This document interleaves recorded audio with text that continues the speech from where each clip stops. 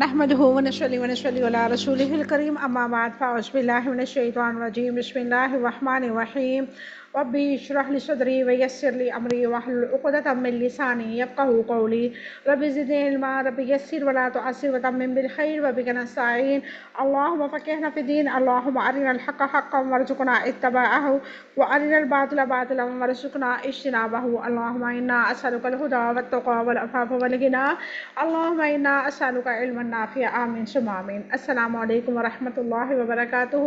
امید کرتی ہوں آپ سب خیر و عافیت سے ہوں گے، ایمان، صحت اور تقوی کے بہترین حالتوں میں ہوں گے الحمدللہ۔ اللہ تبارک و تعالیٰ سے دعا ہے کہ اللہ تعالیٰ آپ سب کو اپنے حفظ و امان میں رکھے، آپ کی طرف بڑھنے والا ہر شر اللہ تعالیٰ خیر میں بدل دے، اللہ تعالیٰ آپ سب سے راضی ہو جائے، اللہ تعالیٰ ہم سب سے دین اور دنیا کے بہترین کام لے، آمین ثم آمین۔ جیسے کہ آپ لوگوں کو معلوم ہے، ہم پڑھ رہے ہیں قرآن پاک کا ترجمہ، اور اللہ تعالیٰ کی توفیق سے اللہ رب العزت نے ہمیں اس قرآن کے لیے چنا ہے۔ یہ بہت بڑی خوشخبری ہے ہمارے لیے کہ اللہ رب العزت نے ہمیں ہدایت کا موقع دیا، اور اس میں ہدایت کے اتنی آسانی کے راستے اللہ رب العزت نے بتلائے ہیں کہ انسان جو ہے نہ چاہتے ہوئے بھی قرآن پاک کے ساتھ جڑ ہی جاتا ہے۔ آپ قرآن کی دعوت کسی کو دے کے دیکھیں اور اس کو قرآن کی محفل میں بلائیں، اور وہ ہو ہی نہیں سکتا کہ قرآن پاک کی آیات سے متاثر نہ ہو۔ اب تک ہم نے الحمدللہ 80 آیات مبارکہ سورۃ بقرہ کی دیکھی، اور بہت ہی خوبصورتی کے ساتھ اللہ رب العزت نے ہمارے دلوں کو پاکیزہ کر دیا۔ بہت ساری آیات ایسی تھی جو ہمیں لگا کہ یہ صرف آیات ہمارے لیے نازل ہوئی ہیں، جیسے کہ پچھلی آیات مبارکہ میں اللہ تبارک و تعالیٰ نے فرمایا کہ ہلاکت ہے ان ہاتھوں پہ جو دین کو، قرآن کو دنیاوی معاملات میں بدل دیتے ہیں، اپنی یعنی کہ اہل کتاب یعنی کہ یہود و نصارہ بھی اور ہم مسلمان بھی اپنے مطلب کے لیے دین کو اپنی مرضی کے مطابق ڈھال دیتے ہیں اور کہتے ہیں کہ یہ اللہ تعالیٰ کی طرف سے ہے، اور انہیں مفاد ہوتا ہے صرف اپنا۔ اور آج کے دور میں بھی بہت سارے ایسے لوگ ہیں جو قرآن پاک کو، ایسی آیات کو چنتے ہیں جس میں وہ اپنی مرضی کا مطلب نکال کے لوگوں کو گمراہ کرتے ہیں، اور اللہ تعالیٰ نے واضح فرمایا ہے کہ جو قرآن پاک کی تشریح میں قرآن پاک کے معنی مفہوم کو بدلنے کی کوشش کرے گا اس کے لیے ہلاکت ہی ہلاکت ہے، کیونکہ اللہ رب العزت نے ان کو ان کی کرتوتوں کی وجہ سے یہ ہلاکت میں ڈالا، کیونکہ انہوں نے دنیا کو ویلیو دی، دنیا کی زندگی کو معتبر سمجھا، اور اپنی آخرت کو خراب کر لیا۔ اور یہودیوں کا یہ کہنا تھا کہ ہمیں گنتی کے چند دن جو ہے آگ چھوئے گی، اور 7,000 سال کی زندگی ہے تو ہر 1000 سال کے عوض ہمیں ایک دن جہنم میں رہنا پڑے گا۔ جہاں ان کا یہ ماننا تھا کہ جتنے دن ہم نے 40 دن بچڑے کی پوجا کی ہے تو بس وہ 40 دن ہم جو ہے جہنم میں رہیں گے۔ تو اللہ تعالیٰ فرماتا ہے کہ کیا تم نے اللہ تعالیٰ سے کوئی عہد لیا ہے کہ اللہ تعالیٰ نے یہ تورات، زبور یا انجیل میں کہا ہے کہ ہم تمہیں اتنے ہی دن آگ میں جلائیں گے، اتنے ہی دن عذاب دیں گے جتنے دن تم نے نافرمانی کی ہے یا تم نے پوجا کی ہے بچڑے کی۔ یہاں پہ ایک اور سوال ہے ہمارے لیے، اور وہ یہ ہے کہ آج کے دور میں بھی اللہ رب العزت کی ذات کو چھوڑ کے ہم پیروں، فقیروں، درویشوں اور مزارات کے پیچھے خوار ہوتے ہیں، تو کیا اللہ تعالیٰ ہمیں بھی قبول کرے گا؟ اپنے آپ سے سوال ضرور کیجیے گا، کیونکہ اپنا محاسبہ انسان خود کرتا ہے۔ جب تک ہم خود اپنے آپ کو درست کرنا نہیں چاہیں گے، کوئی استاد، کوئی ٹیچر، کوئی عالم دین، کوئی مفسر، کوئی سکالر آپ کو نہیں بدل سکتا ہے۔ جب تک آپ اپنے آپ کو آئینے کے سامنے کھڑا کر کے سوال نہیں پوچھیں گے کہ کیا ہم میں یہود و نصارہ والی عادات تو موجود نہیں ہے، تو دعا کیا کریں ہر نماز کے ساتھ کہ اللہ تعالیٰ ہمیں ہدایت کے راستے پہ چلا دے، ہمیں صراط مستقیم پہ چلنے والا بنا دے، ایسی ہدایت عطا فرما جس کے بعد گمراہی نہ ہو، آمین ثم آمین۔ آغاز کرتے ہیں آج کی کلاس کا۔ اعوذ باللہ من الشیطان الرجیم، بسم اللہ الرحمن الرحیم۔ شروع اللہ کے نام سے جو بڑا مہربان نہایت رحم والا ہے۔ بلا کیوں نہیں، من جس نے، کسبہ کمائی، سیئۃً کوئی برائی، واحاطت اور گھیرے میں لے لیا، بہ اسے، خطیئتہ اس کے گناہ نے، فاولئک تو وہی لوگ، اصحاب النار آگ والے ہیں، ہم وہ، فیہا اس میں، خالدون ہمیشہ رہنے والے ہیں۔ والذین اور جو لوگ، آمنوا ایمان لائے، وعملوا الصالحات وعملوا اور عمل کیے، صالحات نیک، اولئک وہی لوگ، اصحاب الجنہ جنت والے ہیں، ہم وہ، فیہا اس میں، خالدون ہمیشہ رہنے والے ہیں۔ وَإِذْ اور جب، اخذنا لیا ہم نے، میثاق پختہ عہد، بنی اسرائیل بنی اسرائیل سے، لا نہ، تعبدون تم عبادت کرو گے، الا سوائے، اللہ اللہ تعالیٰ کے، اور بالوالدین والدین کے ساتھ، احساناً احسان کرو گے، اور ذی القربیٰ رشتہ داروں، والیتامیٰ اور یتیموں، والمساکین اور مسکینوں سے، وقولوا اور کہو گے، للناس لوگوں سے، حسناً اچھی بات، واقیموا اور تم قائم کرو، الصلاۃ نماز، وآتوا اور تم ادا کرو، زکوٰۃ زکوٰۃ، ثم پھر، تولیتم پھر گئے تم، الا ما سوا، قلیلاً تھوڑے لوگوں کے، منکم تم میں سے، وانتم اور تم، معرضون منہ موڑنے والے تھے۔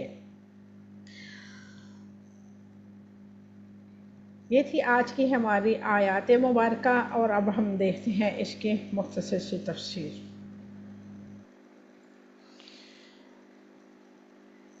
بلا من کسب سیئۃ واحاطت بہ خطیئتہ فاولئک اصحاب النار ہم فیہا خالدون۔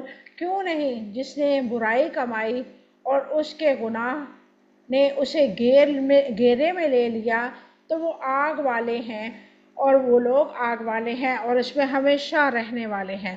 بلا من کسب سیئۃ واحاطت بہ کیوں نہیں، جس نے برائی کمائی اور اس کے گناہ نے اسے گھیرے میں لے لیا۔ سعدی نے کہا ہے، سیئۃً وہ گناہ ہے جس پر عذاب کا وعدہ ہے۔ اللہ اکبر۔ یہاں اس سے مراد شرک ہے۔ ضاحک نے کہا، وَأَحَاطَتْ بِهِ خَطِیئَتُهُ یعنی کہ وہ اپنے گناہوں کے ساتھ مر گیا۔ اس کا مطلب یہ ہے کہ برائیوں نے اسے اپنے گھیرے میں لے لیا۔ انسان اپنی سوچ کے گرا تھا۔ پہلی بار برائی کرنا مشکل ہوتا ہے، مگر شیطان برائی کو اس کے دل میں پسند بنا کر دکھاتا ہے۔ اندر اندر سوچیں خراب ہونا شروع ہو جاتی ہیں، پھر شیطان اگلی برائی کے لیے آمادہ کرتا ہے۔ یوں برائی اور کی تزئین سے انسان کے لیے برائیاں کرنا آسان ہو جاتا ہے۔ ایک برائی کرنے سے دوسری برائیوں کے راستے کھل جاتے ہیں، جیسے کہ ایک جھوٹ سے کئی جھوٹ کے راستے کھلتے ہیں۔ یوں انسان برائیوں کے چکر میں پھنس جاتا ہے۔ انسان جب برے کام کرتا ہے تو اس کی دوستیاں بھی برے لوگوں سے ہو جاتی ہیں۔ پھر اگر انسان برائی سے نکلنا چاہتا ہے تو دوست نکلنے نہیں دیتے۔ یوں انسان خطا کاروں کے چکروں میں پھنس جاتا ہے اور برائیوں اسے گھیر لیتی ہیں۔ یعنی جس کے گناہ نے اسے گھیر لیا، یہ گناہ شرک ہے، اور اس لیے مومن کے معاہدہ کا گناہ اس کی ہر چار جانب سے اسے احاطہ نہیں کر پاتے۔ قرآن مجید برائیوں کو انسان کی کمائی کہتا ہے، کیونکہ انسان کمانے کے لیے وقت، صلاحیتیں، قوتیں اور مال لگاتا ہے۔ زندگی میں انسان جو کام کرتا ہے یہ بھی اسی کی کمائی ہے، کیونکہ وہ اپنی زندگی کا قیمتی وقت، صلاحیتیں، قوتیں اور مال لگاتا ہے پھر اسے برا کام کرتا ہے تو یہ برائی ہی اسی کی کمائی ہے۔ یعنی کہ انسان جو ہے برے اعمال کے لیے جد و جہد کرتا ہے۔ کوئی بھی کام ہے، جنت، ایک اسکالر نے کہا تھا کہ جنت مفت ملتی ہے لیکن انسان نہیں لیتا، اور جہنم وہ اپنے ہاتھوں سے خریدتا ہے۔ اب پیکیجز کرتے ہیں، اور پیکیجز کرنے کے بعد، موبائل پیکیجز کرنے کے بعد اگر آپ برائی کو دیکھتے ہیں تو یہ اپنے لیے جہنم آپ نے خریدی ہے۔ ایسے ہی سینما گھر میں کوئی موویز وغیرہ دیکھنے جاتے ہیں تو وہ جہنم خریدتے ہیں۔ آپ کارڈ کھیلتے ہیں، لوڈو کھیلتے ہیں یا شطرنج کھیلتے ہیں تو یہ ساری چیزیں خریدی جاتی ہیں، اور خرید کے جہنم ہم اپنی کما رہے ہیں، جبکہ جنت بالکل فری ہے۔ نماز پڑھنے میں کوئی اللہ تعالیٰ آپ کو پیسے نہیں مانگتا کہ فی نماز آپ اتنا ڈونیشن دیں گے تو پھر آپ کی نماز قبول ہوگی۔ آپ کسی کے ساتھ حسن اخلاق سے پیش آتے ہیں تو اس میں پیسے نہیں لگتے، آپ اپنے رشتہ داروں کے ساتھ محبت کے ساتھ رہتے ہیں تو اس میں پیسے نہیں لگتے، تو نیکیاں جو ہیں وہ فری میں مل رہی ہوتی ہیں تو انسان ان کو گوا دیتا ہے، جبکہ برائیاں خود خرید کے اپنے لیے جہنم کا گڑھا، یہ سمجھ لیں کہ جیسے ہم جنت کے محل تیار کرتے ہیں اپنے نیک اعمال سے، اللہ تعالیٰ کے ذکر سے، ایسے ہی انسان پیسے لگا کے، مال لگا کے، قوت لگا کے اپنے لیے جہنم کا گڑھا خریدتا ہے، اور اس گھڑے کے اندر اپنے ہاتھوں سے آگ بھرتا ہے۔ ہم نے پیچھے پڑھا ہے کہ جہنم جو ہوگی وہ انسانوں اور پتھروں سے بھری جائے گی، اس کا ایندھن کیا ہوگا؟ انسان اور پتھر۔ اور انسانوں کے لیے اللہ رب العزت نے جنت بھی بنائی ہے، لیکن کن کے لیے؟ ان لوگوں کے لیے جنہوں نے اپنے وقت کو ضائع نہیں کیا، اپنی صلاحیتوں کو برے کاموں میں نہیں لگا، اپنے مال کو حلال اور پاکیزہ رکھا ہے۔ انسان خطاؤں کے چکر سے کیسے نکل سکتا ہے؟ انسان خطاؤں کے چکر سے تب نکل سکتا ہے جب وہ برائی سے کراہت محسوس کرے، جب وہ برائی کے نقصان کو شعوری طور پر محسوس کرنے لگے، اور تب محسوس کرے کہ جب وہ موقع پر سوچے گا، اور تبھی ممکن ہے کہ انسان زندگی کے مقصد کو سمجھے، اپنے آنے والے اور دنیا سے جانے کی حقیقت کو سمجھے، اللہ تعالیٰ کی کتاب اور محمد رسول اللہ صلی اللہ علیہ وسلم کی تعلیمات کا علم حاصل کرے، اللہ تعالیٰ نے اپنے گناہوں کی معافی مانگنے اور توبہ کرے، آئندہ کبھی نہ کرنے کا عہد کرے۔ یہ سب کچھ تب ہی ممکن ہے جب انسان کی صحبت بدلتی ہے۔ نبی کریم صلی اللہ علیہ وسلم کی ایک حدیث مبارکہ ہے، اس کا مفہوم کچھ یوں ہے کہ اللہ کے نبی نے فرمایا کہ انسان اپنے دوست کے دین پہ ہوتا ہے، جیسا اس کا دوست ویسا ہی اس کا دین ہے۔ اگر دوست آپ کے اچھے ہیں، آپ کی مجالس اچھی ہے تو آپ خود اچھے ہیں، آپ کا دل اچھا ہے۔ اگر آپ کے دوست آوارہ ہیں، آپ کے دوست دنیا دار ہیں، اگر آپ کے دوست چغلی، غیبت، بغض، حسد سب کچھ ان کے اندر ہے تو سمجھ لیں کہیں نہ کہیں یہ عادات آپ کے اندر موجود ہیں، اسی لیے آپ ان کو پسند کر رہے ہیں۔ اگر آپ کے اندر یہ عادات موجود نہ ہو تو آپ خود بخود ہی چھوڑ دیں کہ بھائی ہم نے ایسے دوستوں کو کیا کرنا، یہ تو سراسر عذاب ہے، ہم اپنے ساتھ اپنے عذاب کو لیے پھر رہے ہیں۔ خود بخود انسان ان لوگوں سے دور ہونا شروع ہو جاتا ہے جن کے اندر ایسی برائیاں دیکھتا ہے جو جہنم میں جانے والی ہوتی ہیں۔ وَأُولَٰئِكَ أَصْحَابُ النَّارِ هُمْ فِيهَا خَالِدُونَ، تو وہ لوگ آگ والے ہیں اور اس میں ہمیشہ رہنے والے ہیں۔ شرک ایسا گناہ ہے جو ہمیشہ کے لیے جہنم میں رہنے کا سبب بنے گا، جبکہ اہل توحید جہنم سے نکال لیے جائیں گے۔ اہل سنت والجماعت کا یہ عقیدہ ہے کہ جہنم میں ہمیشہ کے لیے صرف کافر اور مشرک ہی رہیں گے، گناہ گار موحدین جہنم سے نکال لیے جائیں گے۔ نبی کریم صلی اللہ علیہ وسلم کی سنت سے یہی ثابت ہے، یعنی کہ اللہ تعالیٰ اس انسان کو جس نے شرک نہ کیا ہوگا، نبی کریم صلی اللہ علیہ وسلم کی حدیث مبارکہ ہے کہ اللہ تعالیٰ فرمائے گا زمین سے آسمان تک گناہوں سے بھرا میرے پاس آ جا، لیکن اس میں شرک کا ایک ذرہ برابر نہ ہو، میں تمہیں جنت میں داخل کر دوں گا۔ اور نبی کریم صلی اللہ علیہ وسلم بھی آخری انسان تک، یعنی کہ کسی ایسے انسان کو، کلمہ گو کو، توحید پسند کو جہنم میں نہیں رہنے دیں گے جب تک وہ نکلے گا نہیں، اللہ کے نبی جو ہیں بار بار اللہ سے شفاعت کرتے رہیں گے، بار بار جائیں گے، بار بار جہنم میں جائیں گے، اور جب جہنم کا دروغہ کہے گا کہ اے نبی صلی اللہ علیہ وسلم، اب یہاں پہ آپ کا کوئی امتی نہیں ہے سوائے ان لوگوں کے جنہوں نے اللہ کے ساتھ شرک کیا. اور وہ شرک کیا ہے؟ اللہ تعالیٰ کی صفات سے، اللہ تعالیٰ کی جو صفات ہیں ان کو کسی اور میں دیکھنا، کسی اور کو لقب دینا. جیسے کہ اللہ کی صفات ہے داتا، دینے والا، عطا کرنے والا، ہم علی اجویری کی طرف منسوخ کرتے ہیں کہ داتا صاحب جا رہے ہیں.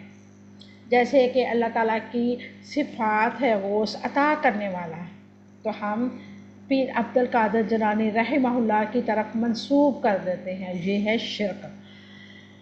اللہ کے نیک بندوں کی صحبت، اللہ کے نیک بندوں کے ساتھ محبت کرنا کوئی گناہ نہیں ہے، لیکن ان کو اللہ کی صفات سے مخاطب کرنا یہ ہے شرک.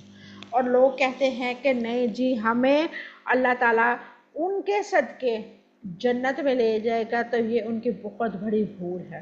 اللہ رائی کے دانے کے برابر بھی شرک معاف نہیں کرے گا.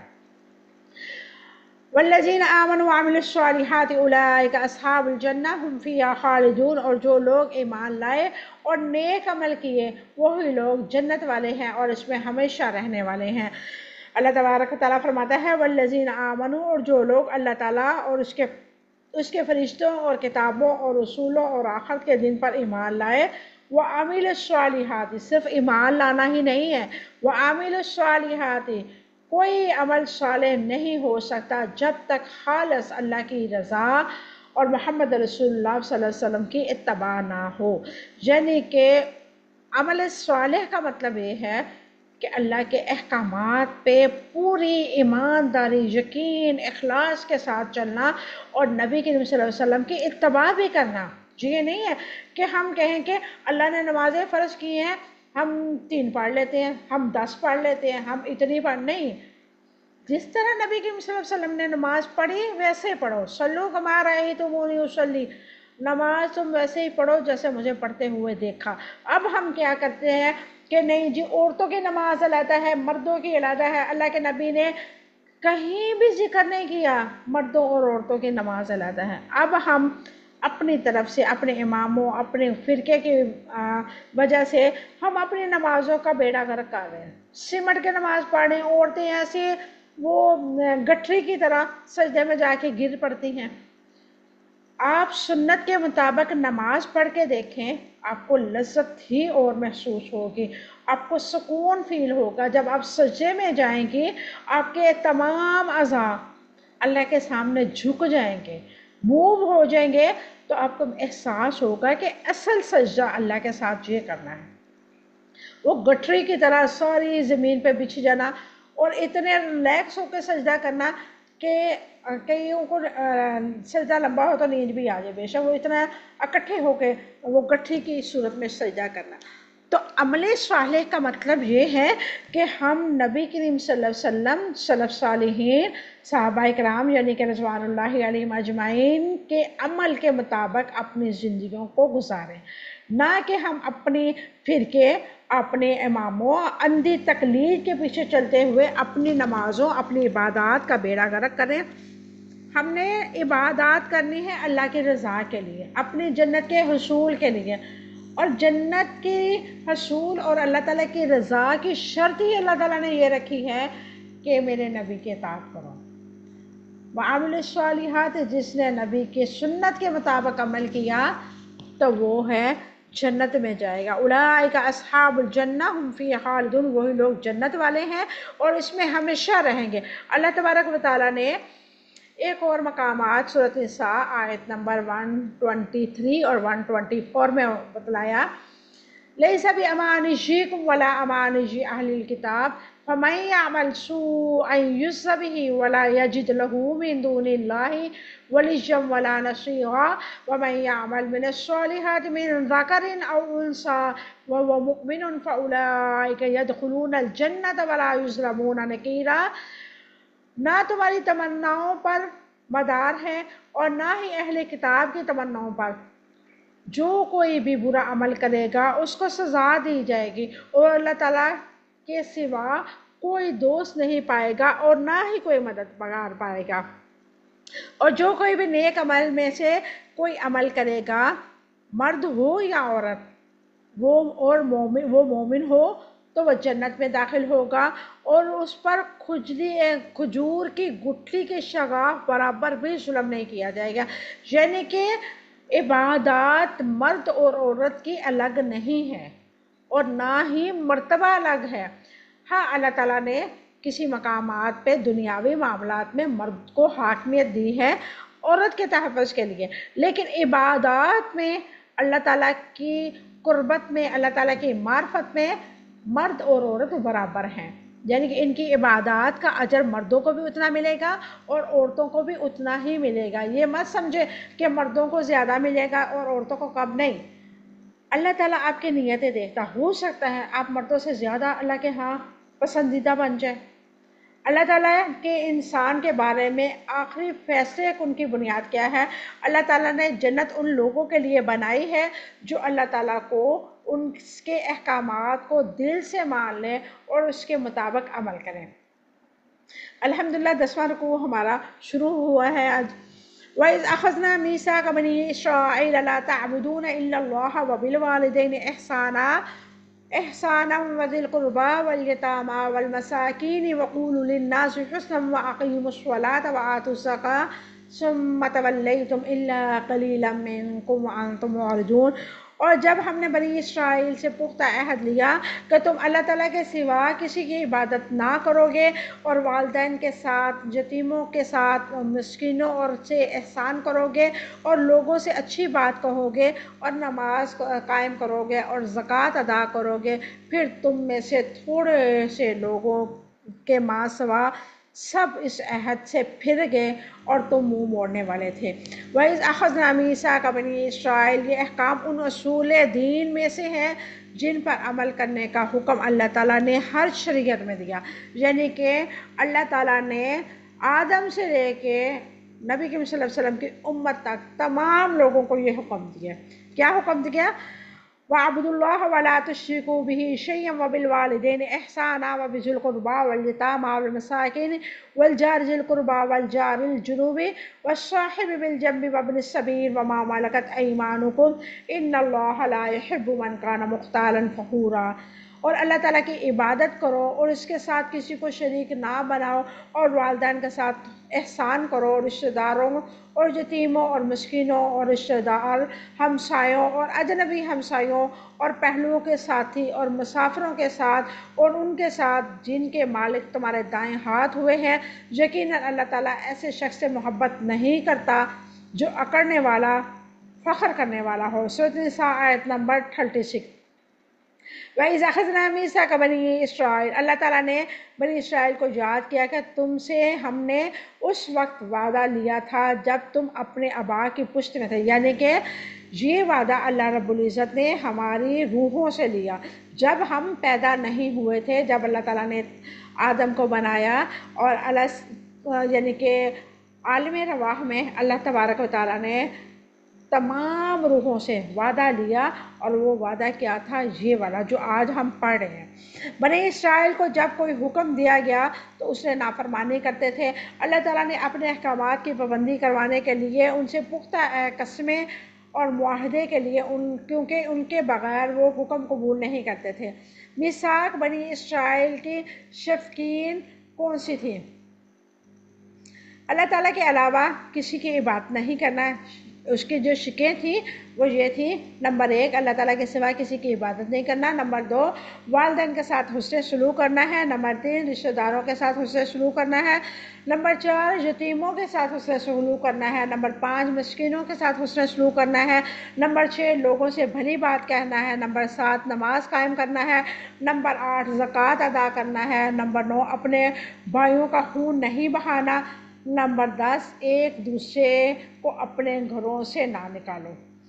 لا تعبدون الا اللہ، تم اللہ کے سوا کسی کی عبادت نہ کرو۔ اللہ تعالیٰ صرف اپنی عبادت کا حکم دیا ہے، اس کے ساتھ کسی کو شریک ٹھہرانا منع ہے۔ یہ دین کی کہ بنیاد ہے اللہ تعالیٰ نے کہ یہاں اس بنیاد کے بغیر کوئی عمل قبول نہیں کیا جائے گا.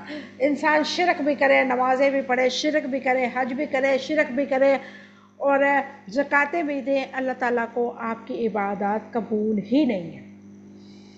یہ پہلا حکم، پہلا واجب، یعنی کہ اللہ کی معرفت اور اس کی توحید اور اس کی اطاعت کرنا اور شرک نہ کرنا. سب نبیوں کا، آدم سے لے کے نبی کریم صلی اللہ علیہ وسلم تک، خاتم النبیین جناب محمد رسول اللہ صلی اللہ علیہ وسلم تک، تمام انبیاء پہلا جو اپنا ان کو ٹارگٹ دیا جاتا تھا یہی تھا، لا تعبدون الا اللہ، کہ اللہ کے سوا کسی کی عبادت نہیں کرنی. پہلی چیز یہ سکھائی جاتی تھی تاکہ تمام انبیاء جو اپنی داعی اللہ کا کام شروع کریں، تبلیغ کا کام شروع کریں تو اس بنیاد پہ کریں کہ اللہ کی عبادت کے سوا ہم نے کسی کی عبادت نہیں کرنی.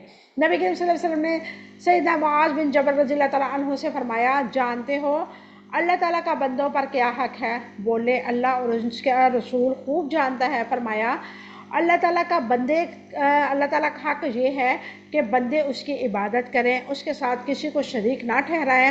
پھر فرمایا جانتے ہو بندوں کا اللہ تعالیٰ پر کیا حق ہے؟ جب بندہ اس کی توحید پر قائم ہو، شرک سے بیزار ہو تو ان کا حق یہ ہے کہ اللہ تعالیٰ انہیں عذاب نہ دے. بخاری نے اس کو روایت کیا ہے.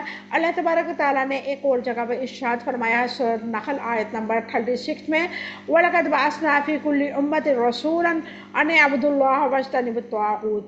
ہم نے ہر امت میں ایک رسول بھیجا کہ اللہ تعالیٰ کی عبادت کرو اور طاغوت سے بچو. اسی وجہ سے اللہ تعالیٰ نے ہر امت میں جو رسول بھیجا اسے اپنے توحید سیکھنے کا حکم دیا، سکھانے کا حکم دیا، اور یہ کہ وہ بندوں کو اس کی عبادت کرنے کا حکم دے. اللہ تبارک و تعالیٰ نے فرمایا وَمَا أَرْسَلْنَا مِن قَبْلِكَ مِن رَّسُولٍ إِلَّا نُوحِي إِلَيْهِ أَنَّهُ لَا إِلَٰهَ إِلَّا أَنَا فَاعْبُدُونِ.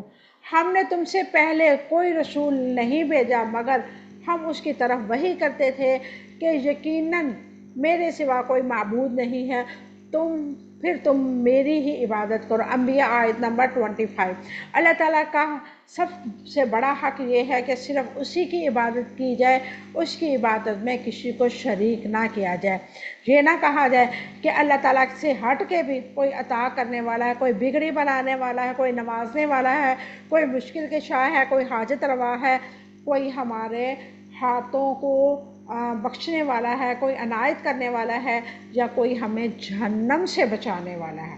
اکثر سننے کو ملتے ہیں بہت سارے ایسے کلپس ہم دیکھتے ہیں جس میں منبر رسول پہ بیٹھ کے اس قدر گستاخی کی جاتی ہے اور کہا جاتا ہے کہ فلاں پیر نے یہ کہا کہ اس وقت تک میں جنت میں نہیں جاؤں گا جب تک میں اپنے سارے مریدوں کو نہ لے کے چلا جاؤں. بھائی ان سے کوئی پوچھے جا کے کہ ان کو پتہ ہے وہ خود بھی جنت میں جائیں گے کہ نہیں جائیں گے؟ یہ کنفرم ہے کہ ان کو جنت ملے گی؟ پہلے یہ تو کنفرم کریں کہ انہیں جنت ملنی ہے کہ نہیں ملنی. نبی کریم صلی اللہ علیہ وسلم جو سب سے افضل، اشرف البشر کہا گیا، افضل البشر کہا گیا، خاتم النبیین، امام الانبیاء کہا گیا، رحمت للعالمین کہا گیا، اس نبی کا فرمان ہے کہ جنت میں بھی نہیں جا سکتا جب تک میرے رب کی رحمت نہ ہوئے.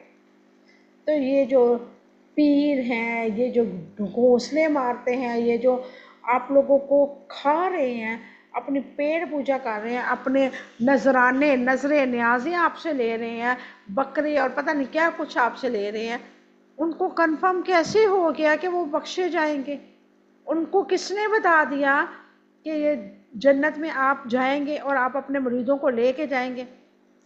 ایسے تو سوال ہی پیدا نہیں ہوتا. کوئی اپنے بارے میں یہ کنفرم کہہ ہی نہیں سکتا کہ میں جنتی ہوں.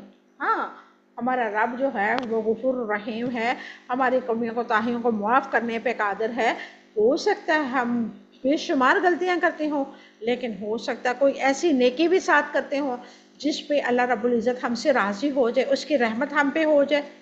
یہ تو الگ بات ہے، لیکن ایک کنفرم ہو کے کہہ دینا کہ بھائی فلاں پیر نے فلاں ہمارے بزرگ نے کہہ دیا ہے کہ میں اس وقت تک جنت میں نہیں جاؤں گا جب تک اپنے سارے مریدوں کو لے کے نہ چلا جاؤں، اور یہی لوگ قیامت کے دن ان سے بیزار ہوں گے اور کہیں گے کہ اللہ ہم نے تو یہ کہا ہی نہیں تھا کہ ہماری عبادت کرو، یہ تو خود ہی لگے ہوئے تھے۔ اس قدر وہ نفرت کے ساتھ کہیں گے، اور پھر یہ مرید وہاں پہ کہیں گے کہ کاش اللہ ہمیں زمین پہ واپس لوٹا دے، ہم بھی ان کے ساتھ اسی طرح نفرت کریں اور اسی طرح بیزاری کا اظہار کریں جو یہ اب یہاں پہ ہمیں ہمارے ساتھ کر رہے ہیں۔ اور اس وقت پھر کوئی معاملہ بھی، کوئی فدیہ کام نہیں آئے گا۔ اللہ تبارک و تعالی حکم دے گا کہ بالوں سے پکڑ کے، پیشانی کے بالوں سے گھسیٹتے ہوئے انہیں جہنم میں ڈال دیا جائے۔ اور اللہ تعالیٰ نے اپنی عبادت کے بعد سب سے زیادہ جس کے حقوق رکھے ہیں وہ ہیں والدین۔ وَبِالْوَالِدَيْنِ احسانہ، اور والدین کے ساتھ حسن سلوک کرو، احسان کرو۔ اللہ تعالیٰ کے حق کے بعد سب سے بڑا حق والدین کا ہے، اسی لیے اللہ رب العزت نے فرمایا والدین کے ساتھ حسن سلوک کا حکم دیا ہے۔ اللہ تبارک و تعالیٰ نے فرمایا وَوَصَّيْنَا الْإِنسَانَ بِوَالِدَيْهِ حَمَلَتْهُ أُمُّهُ وَهْنًا عَلَى وَهْنٍ وَفِصَالُهُ فِي عَامَيْنِ أَنِ اشْكُرْ لِي وَلِوَالِدَيْكَ إِلَيَّ الْمَصِيرُ۔ اور ہم نے انسان کو اس کے والدین کے بارے میں وصیت کی ہے، اس کی ماں نے دکھ پر دکھ اٹھا کے اسے اٹھایا، اس کا دودھ چھڑانا 2 سال میں، کہ میرا شکر ادا کرو اور اپنے والدین کا بھی میری طرف ہی لوٹ کر تمہیں آنا ہے۔ لقمان آیت نمبر 14۔ اللہ تبارک و تعالیٰ کیا فرماتا ہے کہ میرے بعد سب سے زیادہ میرا شکر ادا کرو اور اس کے بعد اپنے والدین کا، کیونکہ میں خالق ہوں اور تمہارے والدین تمہاری تربیت کرنے والے، تمہیں کھلاتے ہیں پلاتے ہیں، تمہارا یعنی کہ گندگی صاف کرتے ہیں، تمہیں اس لائق بناتے ہیں کہ جب تم بڑے ہو جاتے ہو تو اپنے ماں باپ کو آنکھیں دکھاتے ہو۔ اللہ تبارک و تعالیٰ بہت ہی ناراض ہوتا ہے جو اپنے والدین کے سامنے اونچی آواز میں بولتا ہے، اور ہماری نیو جنریشن کو پتہ ہی نہیں ہے والدین کے حقوق کیا ہیں۔ صحابی رسول تھے ایک، اور انہوں نے کہا کہ میں اپنی ماں کو اتنی دفعہ کندھوں پہ اٹھا کے حج کروا چکا ہوں، کیا میں ان کا حق ادا کر چکا ہوں؟ تو اللہ کے نبی نے فرمایا کہ تم 100 دفعہ بھی اپنے کندھے پہ اٹھا کے اپنی ماں کو حج کراؤ تو اس کی ایک درد ذیل جو پیدائش کے وقت ماں کو دردیں لگتی ہیں، ایک درد کی قیمت بھی تم نہیں دے سکتے۔ اور اللہ کے نبی نے فرمایا 3 دفعہ کہ ماں کا حق سب سے زیادہ ہے، اور 4تھی دفعہ پوچھا گیا تو بتایا کہ باپ کا حق، یعنی کہ اللہ رب العزت نے اپنے بعد جو سب سے زیادہ حقوق کا حکم دیا، احسان کرنے کا حکم دیا، شکر ادا کرنے کا حکم دیا، اور وہ ہے والدین۔ اللہ اکبر۔ نبی کریم صلی اللہ علیہ وسلم سے پوچھا گیا کون سا عمل افضل ہے، آپ صلی اللہ علیہ وسلم نے فرمایا وقت پر نماز پڑھنا۔ پھر پوچھا گیا کون سا ہے، آپ صلی اللہ علیہ وسلم نے فرمایا والدین کے ساتھ فرما برداری کرنا۔ پوچھا گیا پھر کون سا ہے، آپ صلی اللہ علیہ وسلم نے فرمایا اللہ کی راہ میں جہاد کرنا۔ یعنی کہ اللہ کی راہ میں جہاد کرنے سے بھی افضل کیا ہے کہ اپنے والدین کے ساتھ حسن سلوک کرنا، اپنے والدین کی فرما برداری کرنا۔ اللہ تبارک و تعالیٰ بنی اسرائیل آیت نمبر 23 میں فرماتا ہے وَقَضَىٰ رَبُّكَ أَلَّا تَعْبُدُوا إِلَّا إِيَّاهُ وَبِالْوَالِدَيْنِ إِحْسَانًا إِمَّا يَبْلُغَنَّ عِندَكَ الْكِبَرَ أَحَدُهُمَا أَوْ كِلَاهُمَا فَلَا تَقُل لَّهُمَا أُفٍّ وَلَا تَنْهَرْهُمَا وَقُل لَّهُمَا قَوْلًا كَرِيمًا۔ آپ کے رب نے فیصلہ کر دیا ہے کہ تم اس کے سوا کسی کی عبادت نہ کرو اور والدین کے ساتھ احسان کرو۔ اگر آپ کے پاس ان دونوں میں سے ایک یا دونوں بڑھاپے کو پہنچے تو آپ ان کو اف تک نہ کہو اور نہ ان کو جھڑکو اور ان سے عزت سے بات کرو۔ اللہ تبارک و تعالیٰ تیرے والدین کی قبروں پر کروڑ رحمت نازل فرمائے۔ اللہ تعالیٰ ہمیں اس لائق بنا دے، اگر ہم نے ان کی زندگی میں کوئی کمی کوتاہی کی ہے، کوئی گستاخی ہماری زبان سے ہو گئی ہے، اللہ رب العزت ہمیں اس لائق بنا دے کہ ہم ان کے لیے بہترین صدقہ جاریہ بن سکیں۔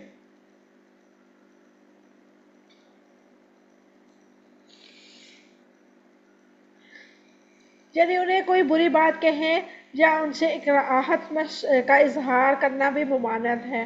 اور قول کریم کا حکم ہے جہاں تک فعلی حسن سلوک کا تعلق ہے تو ان کی خدمت اور ان کے مطالبات کو پورا کرنا، ان کی ضروریات کے موقع پر اپنی استطاعت کے مطابق خرچ کرنا، نرمی کا برتاؤ رکھنا، کلام میں نرمی اختیار کرنا شامل ہے۔ والدین کے ساتھ حسن سلوک، ان کے حسن معاشرت اور ان کا تواضع، ان کے حکم کی اطاعت اور ان کی موت کے بعد ان کی مغفرت کی دعا کرنا اور ان کے رشتہ داروں کے ساتھ صلہ رحمی کرنا وغیرہ شامل ہے۔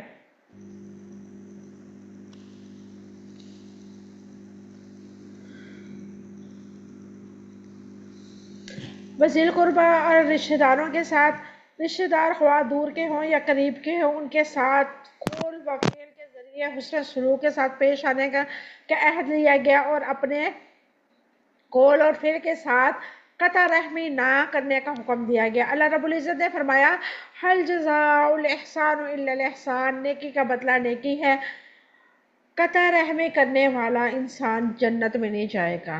یہ بات اپنے ذہنوں میں بٹھا لیں آپ لوگ۔ ہم اپنی فیملیز میں بہت سارے ایسے موقع ہوتے ہیں، کبھی بہن بھائیوں میں کوئی اونچ نیچ ہو جاتی ہے، تو ہم میں سے کچھ ایسے لوگ بھی ہوتے ہیں ہماری فیملیز میں کہ ادھر کی بات ادھر، ادھر کی بات ادھر کر کے مزید جلتی پہ تیل کا کام کرتے ہیں۔ تو یاد رکھیں، جھوٹ من گھڑت باتیں ادھر ادھر پھیلانے والے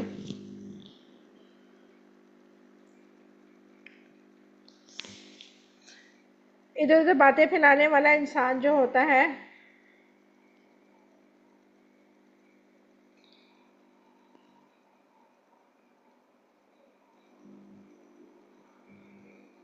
بیٹا، میں آپ کو نا بعد میں جواب دیتی ہوں آپ کے گروپ میں انشاءاللہ رابعہ، میں آپ کو نا اس کا جواب آپ کے گروپ میں دیتی ہوں انشاءاللہ، یا میں کلاس کے اینڈ میں آپ کو بتاتی ہوں اس کے جواب انشاءاللہ۔ تو ہماری فیملی میں ایسے لوگ ہوتے ہیں کہ جو نا جلتی پہ تیل کا کام کرتے ہیں، یعنی کہ بات کچھ ہوتی ہے اس کو بھڑکا چڑھا کے آگے کے سامنے رکھنا۔ اور یاد رکھیں، ہم لوگوں کو بیوقوف بنا سکتے ہیں، اپنے رب کو نہیں بنا سکتے۔ اور جن کی نیت یہ ہوتی ہے کہ میں اچھا بن جاؤں اور اگلے بندے کو میں برا بنا دوں، برا ثابت کر دوں، تو سمجھ لیں وہ قطع رحمی کر رہا ہے، یعنی کہ دلوں میں بغض بھر رہا ہوں اپنے آپ کو اچھا ثابت کرنے کی کوشش میں، اور اگلے بندے کو ڈیگریڈ کرنے کے چکروں میں بات کو غلط اینگل سے پیش کیا جانا بھی قطع رحمی میں شامل ہوتا ہے۔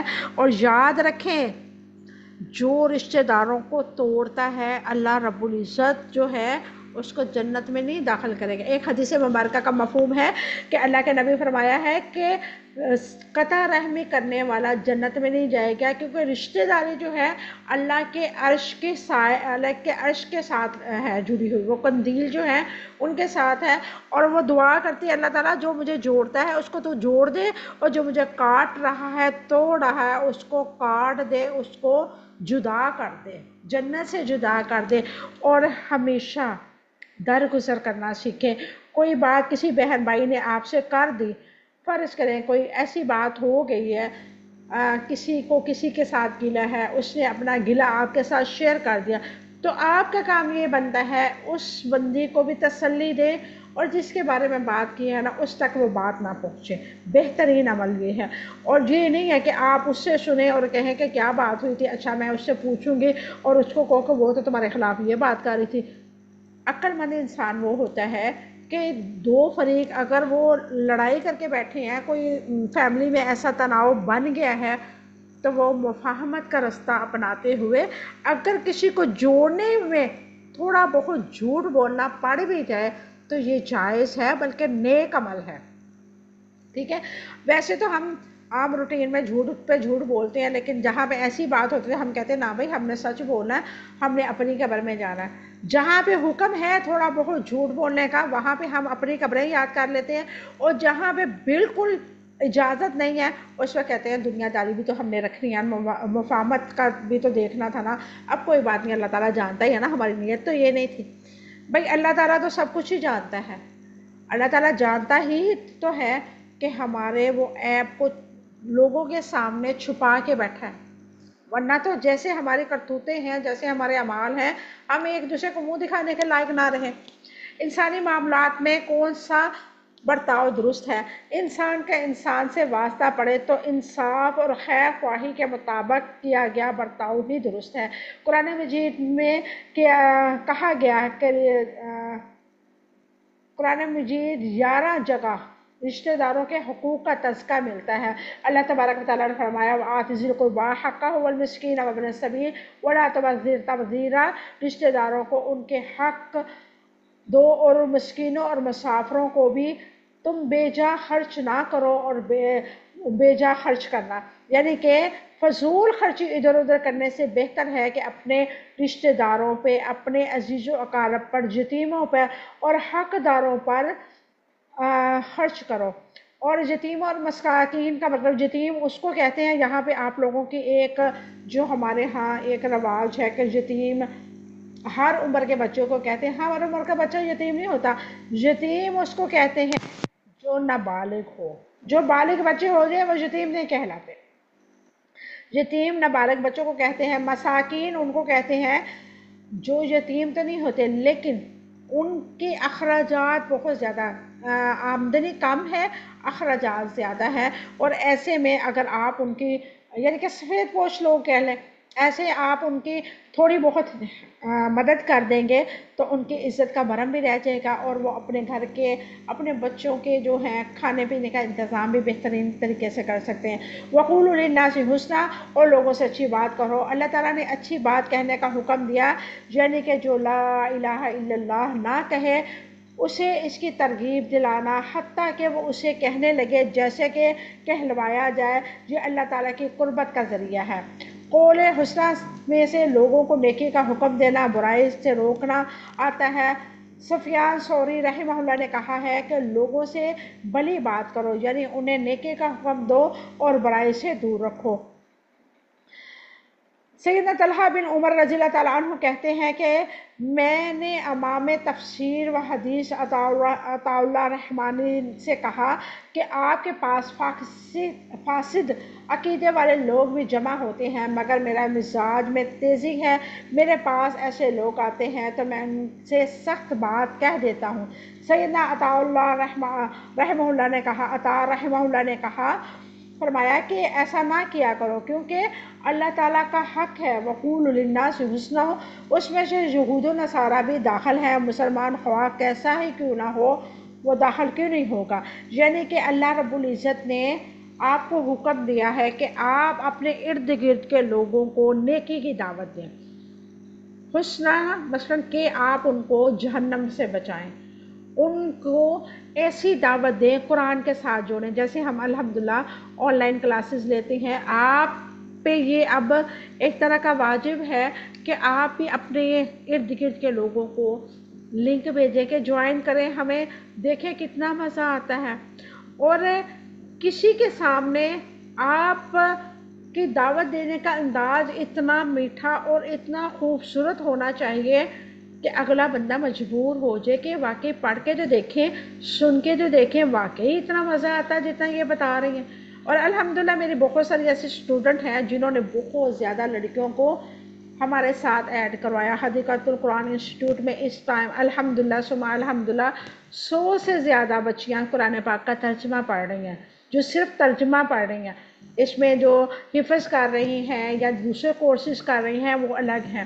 اور الحمدللہ یہ ایسے ہی چراغ سے چراغ جلا ہے، اکیلی میں نے کچھ نہیں کیا، یہ ہم سب کی کوششیں ہیں کہ آج الحمدللہ ثم الحمدللہ آج میں اپنی فیملی کو، اپنے محلے کے لوگوں کو، اپنی دوستوں کو، اور آن لائن جہاں تک اللہ تعالیٰ نے مجھے قبول کیا ہے، میری کوشش یہ ہے کہ اللہ تعالیٰ مجھے دن رات اس کام کے لیے وقف کر لے۔ مجھے دنیا داری سے، مجھے گھر داری سے یقین کرے ذرا دلچسپی نہیں ہوتی جب کلاس کا ٹائم ہوتا ہے۔ کئی دفعہ تو الحمدللہ میں بغیر ناشتے کے پڑھانا شروع کر دیتی ہوں، اور میں یہ دعا کرتی ہوں کہ اللہ تبارک و تعالیٰ مجھے قبول کرے۔ اور میری اللہ تعالیٰ مجھے سب سے زیادہ اچھی وہ بات لگتی ہے جب کلاس میں تمام اسٹوڈنٹ ہوں، اور اتنا دل خوش ہوتا ہے، دل سے دعا نکلتی ہے کہ یا اللہ یہ جو گلشن یہ جو ہم نے حدیقۃ القرآن انسٹیٹیوٹ کا بنیاد رکھی ہے، اللہ تعالیٰ تا قیامت یہ ایسے ہی سرسبز باغ کی طرح چمکتا، خوشبودار، ہمیشہ مہکتا رہے، اور اس کا ہر اسٹوڈنٹ یہاں سے اللہ کی رضات، خشیت کو لے کے نکلے اور اپنے لیے صراط مستقیم کا راستہ چن کے نکلے۔ آمین ثم آمین۔ وَأَقِیمُوا الصَّلَاةَ، اللہ تعالیٰ نے بنی اسرائیل سے نماز قائم کرنے کا عہد لیا۔ اقامت الصلاۃ سے مراد وقت کی پابندی، وضو کی تکمیل کے ارکان کے اعتدال، ترتیل قرات، خشوع خضوع توجہ قائم کر کے دل لگا کے نماز پڑھنا۔ اقامت الصلاۃ میں حضور قلب اور اپنے قول و فعل کا کامل تدبر بھی ضروری ہے۔ نماز میں معبود کا اخلاص، نماز دین کا ستون ہے، تقوی کا راستہ ہے، اللہ تعالیٰ کے تعلق کو جوڑتا ہے، فضیلت کا راستہ ہے اور زائل کی دوری ہے، لیکن اللہ تعالیٰ کی عظمت اور اس کی سلطان کے مطابق اخلاص اور کامل خشوع کی شرط ہے۔ وآتوا الزکاۃ، اور زکوٰۃ ادا کرو۔ بنی اسرائیل کے دور میں نماز کے ساتھ ساتھ زکوٰۃ کا بھی حکم دیا گیا۔ سیدنا ابن عباس رضی اللہ تعالیٰ عنہما کا قول ہے کہ اللہ تعالیٰ نے ان کے مالوں پر زکوٰۃ فرض ٹھہرائی تھی، اور محمد رسول اللہ صلی اللہ علیہ وسلم سے پہلے ان کا طریقہ تھا، ان کے مالوں کی زکوٰۃ قربانی تھی جو آسمانی بجلی آگ آ کر کھا لیتی تھی، اور یہ قبولیت کی نشانی تھی، اور جس کی آگ نہیں کھاتی تھی وہ عدم قبولیت کی دلیل تھے۔ ثم تولیتم الا قلیلا منکم وانتم معرضون، پھر تم میں سے تھوڑے سے لوگوں کے ماسوا سب اس عہد سے پھر گئے اور تم نے منہ موڑنے والے تھے۔ اللہ تعالیٰ نے عہد میثاق کے بعد کیا ہونا چاہیے تھا، کیا ہوا؟ یہ ہونا چاہیے تھا کہ انہیں اللہ تعالیٰ کا احسان سمجھ کے قبول کرتے، ان باتوں کا حکم دیے کہ اس سے اپنا فضل کیا، مگر کیا ہوا؟ سمت والی تم پھر گئے تم تمام احکامات سے بے رفتگی ان کی طرف، یعنی کہ نہ ان کی طرف لوٹنے کا ارادہ رکھتے تھے۔ سیدنا ابن عباس رضی اللہ تعالیٰ عنہما کہتے ہیں انہوں نے سب احکامات چھوڑ دیے، الا قلیلا منہم، چند لوگوں میں سے ایسے تھے جنہوں نے اللہ تعالیٰ نے محفوظ رکھا اور انہیں ثبات عطا کی۔ وانتم معرضون، اور تم منہ موڑنے والے تھے۔ بنی اسرائیل نے قصداً اور عہداً اعراض کیا، حالانکہ وہ جانتے تھے کہ انہیں یاد تھا۔ شریعت کی بنیاد احکامات کی پابندی کو اکثر لوگ نظر انداز کیوں کرتے ہیں؟ کیونکہ شریعت کی بنیادی احکامات جہالت کی زندگی کو چھوڑنے کے لیے ہوتے ہیں، انسان کی خواہشات نفس سے ٹکراتے ہیں، اور وہ انسان کی دنیا دارانہ سیاست پر پابندی لگاتے ہیں۔ اللہ تبارک و تعالیٰ سے ہم دعا کرتے ہیں اللہ رب العزت ہم سب کو علم نافع عطا فرمائے، شرع صدر نصیب فرمائے، اللہ تبارک و تعالیٰ ہم سب سے راضی ہو جائے، اللہ رب العزت ہمارا پڑھنا پڑھانا اپنی بارگاہ الہی میں قبول و منظور فرمائے۔ اچھا جی، آپ نے سوال کیا تھا، میں آپ کا سوال پڑھ کے پھر میں آپ لوگوں کو جواب دیتی ہوں۔ آپ سے ایک سوال کرنا تھا کہ ڈیتھ ہو جائے بعد میں جو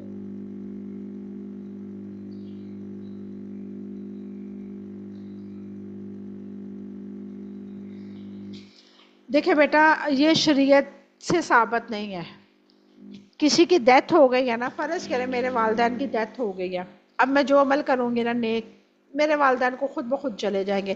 یہ مسجد سے بچوں کو بلا کے قرآن خوانی کروانا، گھر کی خیر و برکت کے لیے قرآن خوانی کروانا، یہ کسی بھی حدیث سے ہمیں ضعیف بھی نہیں ملتا۔ ایک تو ہوتا نا صحیح حدیث سے ثابت ہے، نہ قرآن نہ حدیث ہے۔ یہ قرآن تو بیسیکلی ہدایت ہے، جب انسان کو ہدایت آئے گی خود بخود ہی وہ اپنے گھر میں خیر و برکت پائے گا۔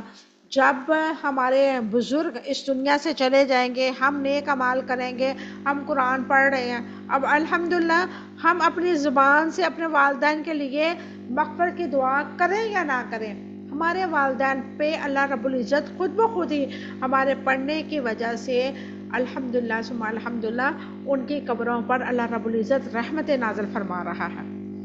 تو یہ جو طریقہ ہے کہ عورتوں کو بلا کے سورۃ یاسین پڑھانا یا نظر مانگ لینا کہ ہمارا یہ کام ہو جائے، تو ہم یہ سورۃ یاسین پڑھیں گے یا 5 سورتیں پڑھیں گے یا درود تنجینہ پڑھیں گے. درود تنجینہ تو پڑھنا ویسے بھی جائز نہیں ہے کیونکہ وہ سنت سے ثابت ہی نہیں ہے. اور ہم نے ابھی کل ہی پڑھا ہے کہ ہلاکت ہے ان ہاتھوں پہ جو اپنے ہاتھوں سے لکھتے ہیں اور اللہ کا نام لیتے ہیں کہ یہ اللہ تعالیٰ کی طرف سے ہے. تو ایسی چیزیں تو پڑھنی جائز ہی نہیں ہے. اور بچوں کو بھی گھر میں بلا کے مغفرت کی دعا کروانے کا کوئی نہ کل نہ چالسوا کچھ بھی نہیں ہے.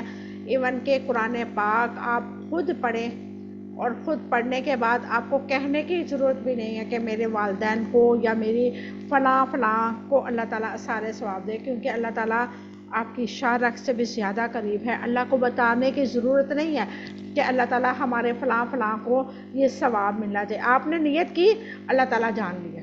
جیسے کہ ہم نماز کی نیت کرتے ہیں، اللہ اکبر کہہ کے ہم نیت باندھ لیتے ہیں، اللہ کو پتہ ہم کیا پڑھ رہے ہیں. ہم نے وضو کیا، ہماری نیت ہوگی. ہمیں زبان سے اقرار کرنا نہیں ہے کہ 2 رکعت نماز فرض یا 4 رکعت نماز فرض یا 3 رکعت نماز فرض. ایسی نیت اردو میں ہم نہیں کریں گے کیونکہ یہ بدعت ہے.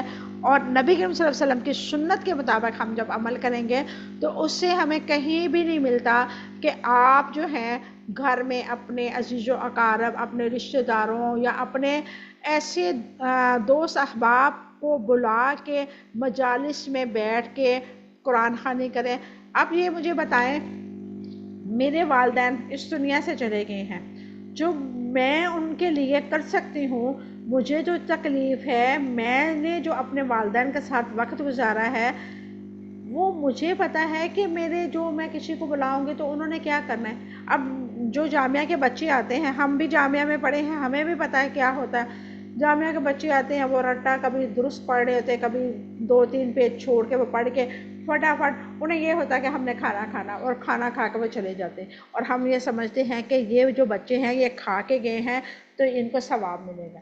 ایسے ثواب نہیں. ہاں البتہ آپ نے کسی غریب کو کھانا دیا ہے اس نیت سے کہ میرے والدین کو یہ چیز پسند تھی. فرض کریں کہ میرے والدین کو ساگ یا کوئی اور ڈش پسند تھی، ٹھیک ہے، جیسے سیزن آیا اس چیز کا، اس سبزی کا، اس چیز کا سیزن آیا، یا گوشت پسند تھا یا کوئی چیز بھی پسند تھی، جب ہم بنائیں کسی ایسے قریب ارد گرد کے ہمسائے کے گھر، کوئی ایسا ہوتا ہی ہے ہر جگہ، جیسے حالات ہیں اب ہر جگہ آسانی کے ساتھ غریب بیچارے مل جاتے ہیں، تو آپ ان کے ساتھ بڑے اچھے انداز میں سالن بھیج دیں. ان کو محسوس بھی نہ ہو کہ یہ اسپیشل جمعرات کی روٹی آ رہی ہے ہماری طرف. نہیں، ان کے بچے پیٹ بھر کے کھا لیں گے، اور جو وہ ثواب آپ کے والدین کو جائے گا نا، یہ قرآن خوانی کا نہیں جائے گا. اللہ تبارک و تعالی ہم سب کو علم نافع عطا فرمائے اور نبی کریم صلی اللہ علیہ وسلم کی سنت پہ عمل کرنے والا بنا دے. کسی اور کا کوئی سوال ہے تو پوچھ سکتا ہے، ورنہ کلاس ہم وائنڈ اپ کریں. اللہ تبارک و تعالی ہم سب کو علم نافع عطا فرمائے، شرح صدر نصیب فرمائے. اللہ رب العزت ہمیں اپنے والدین کے لیے بہترین صدقہ جاریہ بنائے. آج ہم نے والدین کے حقوق پڑھے ہیں، اور جن کے والدین حیات ہیں، ابھی وقت ہے، جی بھر کے خدمت کریں. اور میرا یہ ماننا ہے، بلکہ اللہ تعالیٰ نے مجھے دکھایا بھی، آج میں آپ لوگوں کے سامنے ہوں تو یہ میری والدہ کی دعا ہے، میری ماں کی خاص طور پہ دعا ہے کہ ان کو آخری لمحات میں ان کے پاس تھی، اور پتہ نہیں انہوں نے مجھے لیے کتنی دعائیں کی ہیں کہ آج اللہ تعالیٰ نے مجھے استاد کا منصب دے دیا، اور اس جگہ پہ بٹھا کے 1 نہیں 2 نہیں ماشاءاللہ 100 سے زیادہ بچیاں ہیں جن کو میں پڑھا رہی ہوں. تو والدین کی خدمت کریں، اللہ رب العزت آپ کو وہ نعمت عطا کرے گا جو آپ سوچ بھی نہیں سکتے. اللہ تبارک و تعالی ہم سب کو اپنے والدین کا فرما بردار بنائے. جن کے والدین حیات ہیں، آپ ان کے سامنے یہ سمجھ لیں کہ اف کرنا بھی آپ کے لیے حرام ہے. اپنے اندر یہ چیز بٹھا لیں. اپنی ماں، آپ کا باپ کچھ بھی آپ کو کہتا ہے، آپ ان کو مسکراتے ہوئے دیکھیں. آپ نے غلطی کی تو مان لیں، کوئی حرج والی بات نہیں ہے. اور جب آپ ایسے کریں گے تو اللہ تبارک و تعالیٰ آپ کا دل جو ہے اپنے دین کے لیے وقف کر لے گا، آپ کا دل کو پاکیزہ کر دے گا. اور جب دل پاکیزہ ہو جائے تو سمجھ لے اللہ تعالیٰ دنیا بھی آسان کر دے گا اور آخرت بھی انشاءاللہ آسان کر دے گا.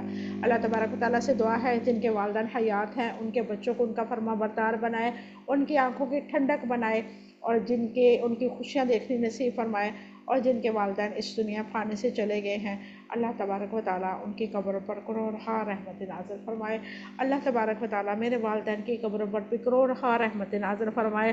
اللہ تبارک و تعالیٰ ان پر اتنی رحمت نازل فرمائے جیسے انہوں نے بچپن میں میرے لاڈ اٹھائے، مجھے پیار سے پالا۔ اللہ تبارک و تعالیٰ مجھے اس لائق بنائے کہ میں ان کے لیے بہترین صدقہ جاریہ بن سکوں۔ آمین ثم آمین۔ ربنا تقبل منا انک انت السمیع العلیم وتب علینا انک انت التواب الرحیم۔ سبحان ربک رب العزۃ عما یصفون وسلام علی المرسلین والحمد للہ رب العالمین۔ السلام علیکم ورحمۃ اللہ وبرکاتہ۔